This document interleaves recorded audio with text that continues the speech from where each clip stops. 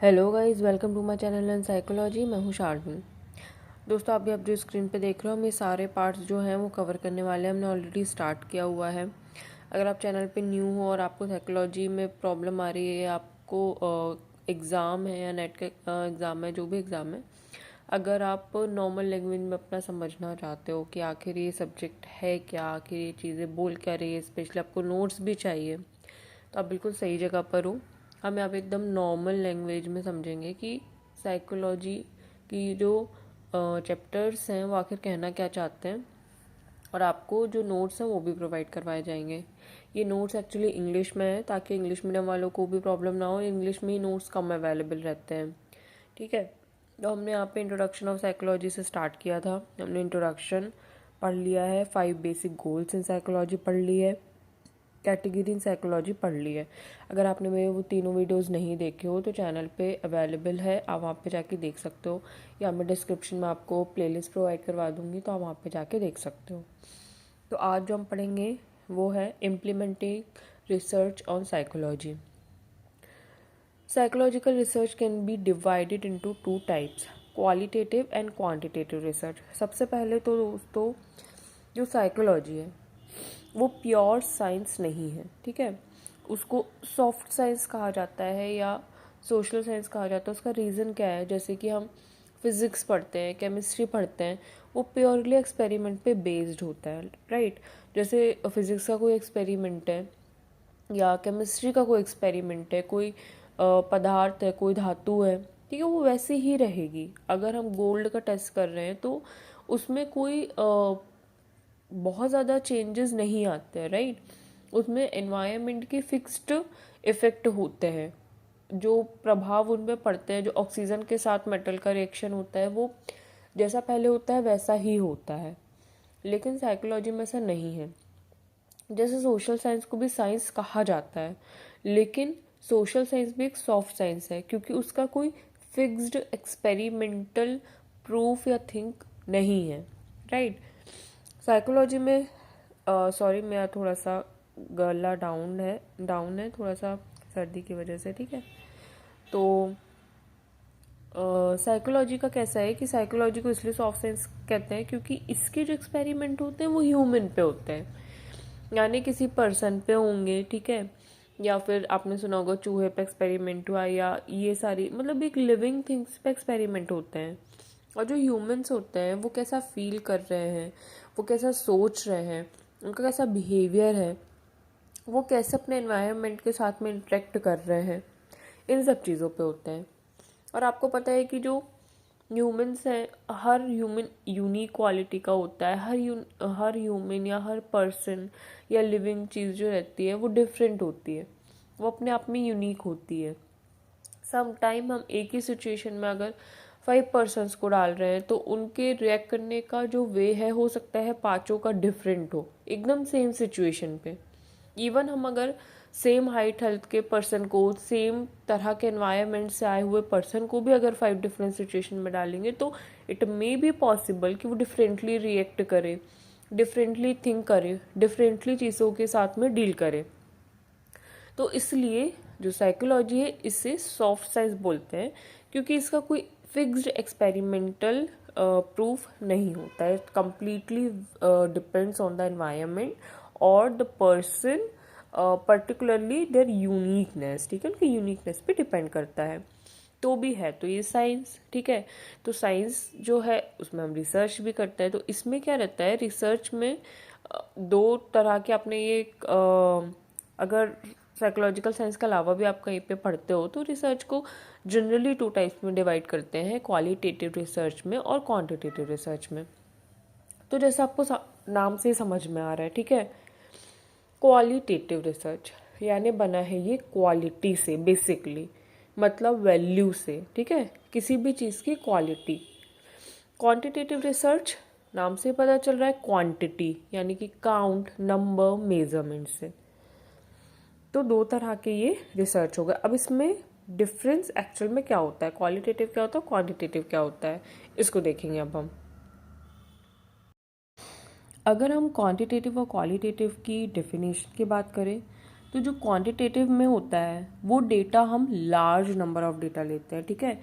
कभी भी हमें रिसर्च करना है, अगर हमें एक हाइपोथेसिस हमने सेट की है कि जैसे किसी का पोल करवाने की, मान लो कौन जीतेगा या कौन सी पार्टी जीतेगी, तो हम उनमें ज़्यादा नंबर ऑफ जो पीपल रहते हैं उनके आंसर्स जो हैं वो लेते हैं कि sorry I would not take the name, like एक पार्टी ए ले लेते हैं हम और पार्टी बी ले लेते हैं।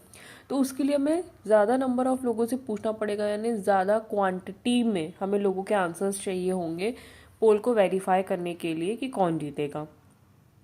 तो इसमें जो है क्वांटिटी की वैल्यू बहुत ज़्यादा होती है।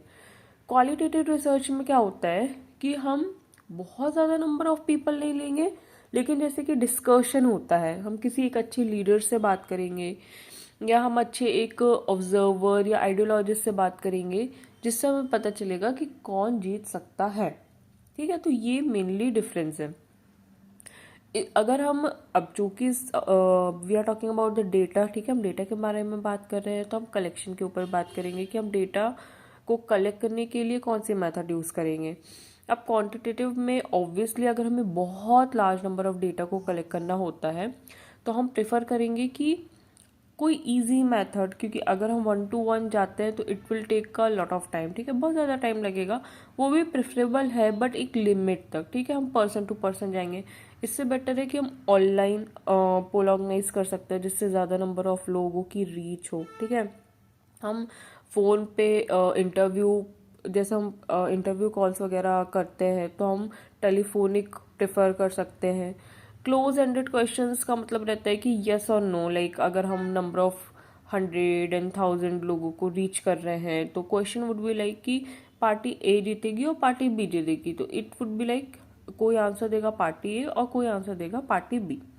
तो ये क्लोज एंडेड क्वेश्चन कहलाते हैं जो एक्सप्लेनेबल नहीं रहते, या जैसे मल्टीपल चॉइस क्वेश्चंस रहते हैं ये सब।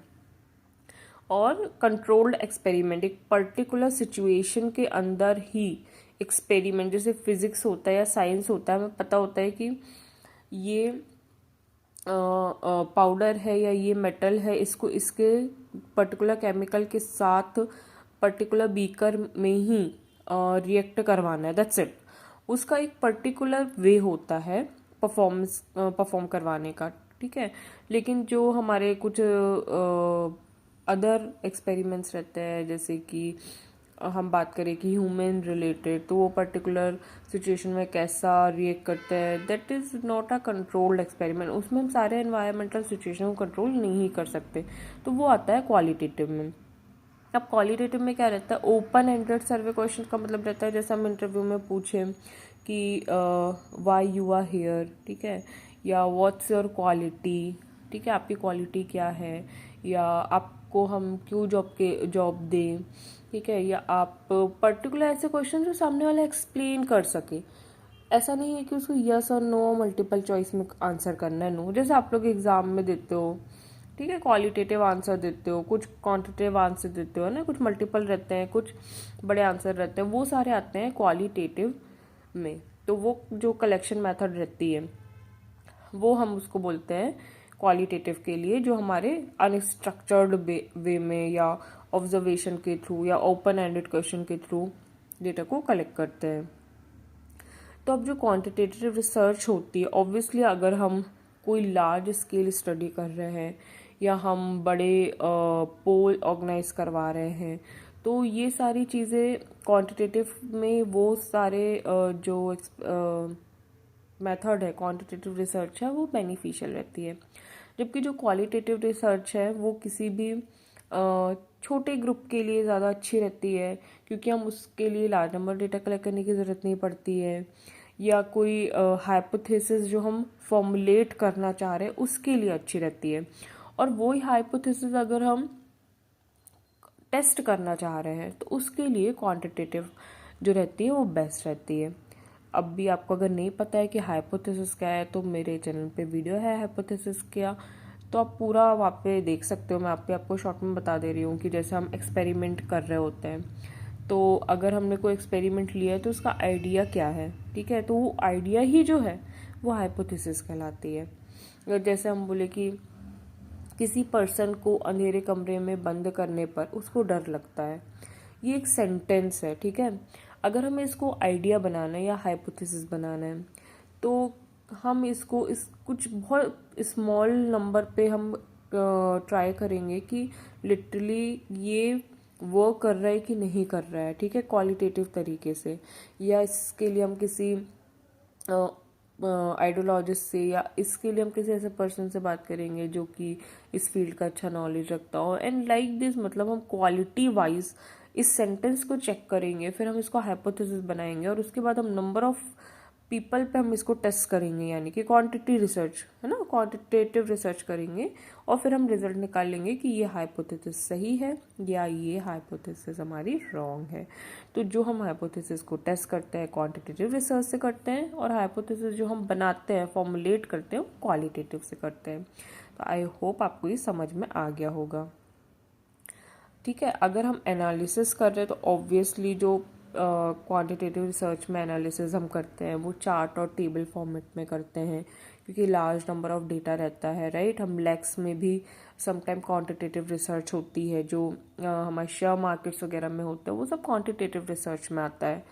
तो उसको हम स्टैटिस्टिकल प्रोग्राम्स के थ्रू या स्टैटिस्टिकल टूल्स के थ्रू हम करते हैं। जबकि क्वालिटेटिव में ऐसा रहता है कि कुछ थीम्स रहती है, कुछ मेथड्स रहते हैं, मैनुअली हम लिखते हैं, या फिर इंटरप्रिटेशन जो रहते हैं वो एक्सप्लेनेबल फॉर्म में हम राइट कर सकते हैं, उसको एक्सप्लेन कर सकते हैं। तो उस फॉर्मेट में हमारी क्वालिटेटिव रिसर्च होती है। जो कुछ अगर हम एग्जांपल देख लें तो जैसे हम क्वांटिटेटिव के लिए देखें तो इसका एग्जांपल इसमें दिया है, did you by the ice cream today, मतलब क्या आपने आइसक्रीम ली है आज। या कहने का मतलब एक, अगर हम ऐसे क्वेश्चंस पूछते हैं 100 या 1000 पीपल से तो वो आंसर देंगे येस और नो, ये कहलाते हैं क्लोज एंडेड क्वेश्चन, ठीक है। तो हमारा एग्जाम्पल जो डेटा एग्जाम्पल हो जाएगा कि ठीक है 67% लोगों ने दी, या 20% लोगों ने आज आइसक्रीम खरीदी, या आइसक्रीम की बिक्री इतनी हुई। इस तरह के क्वेश्चंस गर्मी में या ठंड के में आइसक्रीम वितरण को लेकर, मतलब जो डिस्ट्रीब्यूशन है उससे रिलेटेड हो सकते हैं कि ठीक है ठंड आज इतनी ज़्यादा है कि आइसक्रीम की बिक्री कम हुई, लाइक दिस। और वही क्वालिटेटिव में हमने आइसक्रीम, मतलब आपने आइसक्रीम क्यों खरीदी, अगर हम किसी से पूछ रहे हैं तो वो बोलेंगे कि ठीक है मैंने आइसक्रीम देखी और मैंने देखा कि मुझे अच्छा लगा तो मैंने खरीद लिया। ये कई वेरी कर सकता है, ये अपने आप में ये चेंजेबल क्वेश्चंस हैं, मतलब ये एक्सप्लेनेबल है कि सामने वाले ने क्यों खरीदी, फिक्स्ड नहीं है। इसके कुछ और एग्जांपल्स हम देख सकते हैं कि जैसे 20% ऑफ द सर्वे रिस्पॉन्ड, ठीक है, बॉट द आइसक्रीम टुडे, जैसे हमने रिसेंट अभी क्वेश्चन देखा। क्वालिटेटिव में उसी का एग्जांपल हो जाएगा कि ठीक है मैंने इसलिए खरीदी क्योंकि मुझे पसंद है या मुझे गर्मी लग रही थी, या लाइक दिस, ठीक है। एवरेज अमाउंट जो पर डे आइसक्रीम की सेल होती है वो इतनी है, ठीक है। या 50% लोग जो न्यूयॉर्क में पिज़्ज़ा इंजॉय करते हैं, या ऑन एन एवरेज जो ग्रॉसरी रेट है स्टोर में वो उसकी रेटिंग पर्टिकुलरली 5 में से 3.5 है, या अभी जो मूवीज़ आती है उसकी भी रेटिंग वगैरह, ये सब क्वांटिटेटिव रिसर्च में आती है।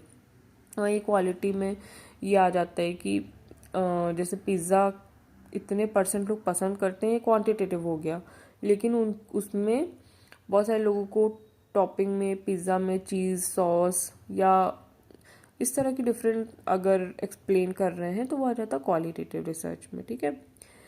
तो यही था फ्रेंड्स क्वालिटेटिव और क्वांटिटेटिव रिसर्च, ठीक है। जो साइकोलॉजिकल रिसर्च होती है 2 टाइप की होती है, तो मैंने आपको बताया कि इसमें क्या अंतर होता है और किस तरह से इसके एग्जाम्पल के थ्रू समझ सकते हैं। अभी नेक्स्ट जो है वो हम रिसर्च में थोड़ा सा और डिटेल में जाके देखेंगे नेक्स्ट वाली वीडियो में। तो आई होप वीडियो आपको पसंद आई हो, ठीक है।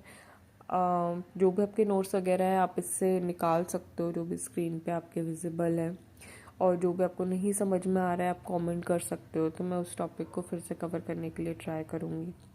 मेरा एक और चैनल है शार्दुल व्लॉग्स करके, उसका भी लिंक डिस्क्रिप्शन में है। उसमें मुझे like art and craft, games and different kind of things जो कि मैं कर सकती हूँ या करती रहती हूँ, तो उसमें आप मुझसे कनेक्ट हो सकते हैं।